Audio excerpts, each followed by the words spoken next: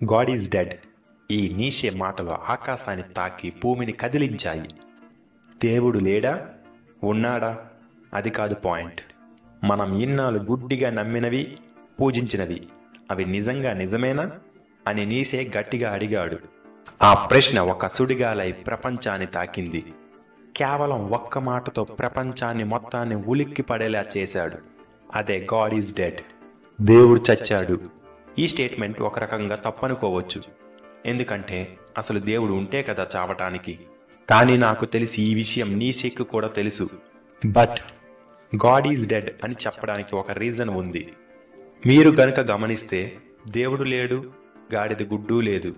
చాలా మంది ఫిలాసఫర్లు చాలా చెప్పారు, బట్ వాళ్ళ మాటలు అంతగా పాపులర్ అవ్వలేదు. కానీ నీషే మాటలే చరిత్రలో చిరస్థాయిగా నిలిచిపోయాయి. మానవ పురోగతికి సైన్స్ ఎంతగానో తోడ్పడింది. మనిషి తన అంచులు దాటి ఎన్నో కనిపెడుతున్నాడు. కానీ మనకున్న మూర్ఖత్వం వల్ల ఏ దేవుడు గొప్ప అన్న ప్రశ్న దగ్గరే ఆగిపోయాడు ఈనాటి మానవుడు.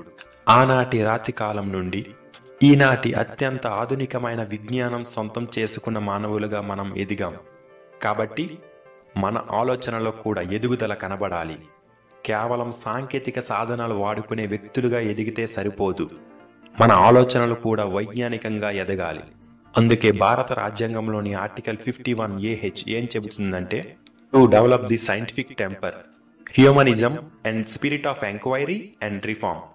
అంటే భారత రాజ్యాంగం చెప్పినట్లుగా ప్రతి ఒక్కరికి స్పిరిట్ ఆఫ్ ఎంక్వైరీ తప్పనిసరిగా ఉండాలి. వైజ్ఞానిక స్ఫూర్తి మనం తప్పనిసరిగా కలిగి ఉండాలి. కేవలం కలిగి ఉండడం మాత్రమే కాకుండా పెంపొందించాలి. బుద్ధుడు ఎప్పుడో చెప్పాడు. 2000 సంవత్సరాల క్రితం ఈ గడ్డ మీద పుట్టిన బుద్ధుడు ఒక మాట చెప్పాడు.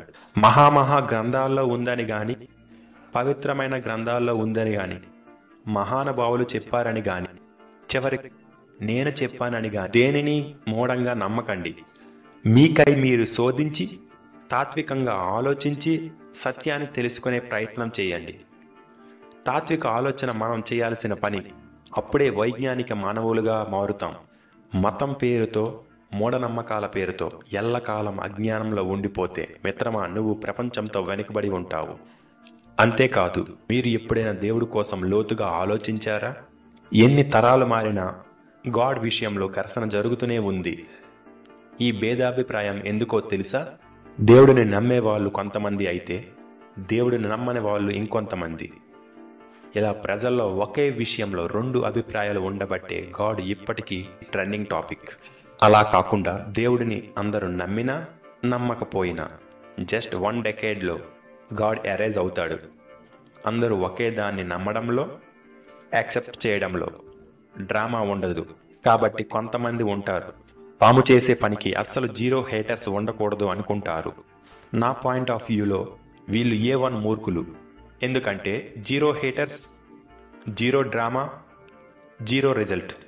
అప్పుడప్పుడు నా ఛానల్లో నేను కొన్ని ఎఫెక్టివ్ లైన్స్ పెడుతుంటా. ఇలా చేయడం వల్ల పిచ్చోడు అని కొందరు అనుకుంటారు.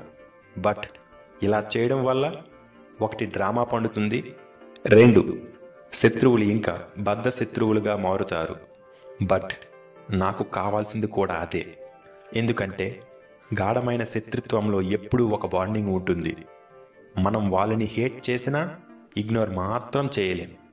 So what I'm trying to say is, కొన్నిసార్లు మూర్ఖుల్ని వదిలేయడం కూడా మూర్ఖత్వం అవుతుంది. వాళ్ళని ఎక్కడ వదిలేయాలి, ఎక్కడ వాడుకోవాలి అని నీకు పూర్తిగా తెలిసి ఉండాలి. ఎందుకంటే మూర్ఖులు ఎప్పుడూ దాహంతో ఉంటారు. వాళ్ళ దాహాన్ని తీర్చడానికి నీ రక్తాన్ని దారపోయకు. వాళ్ళ రక్తంతో వాళ్ళ దాహాన్ని తీర్చడం తెలివైనోడు చేసే పని. సో అందుకే ఆల్వేస్ డూ సంథింగ్ డిఫరెంట్.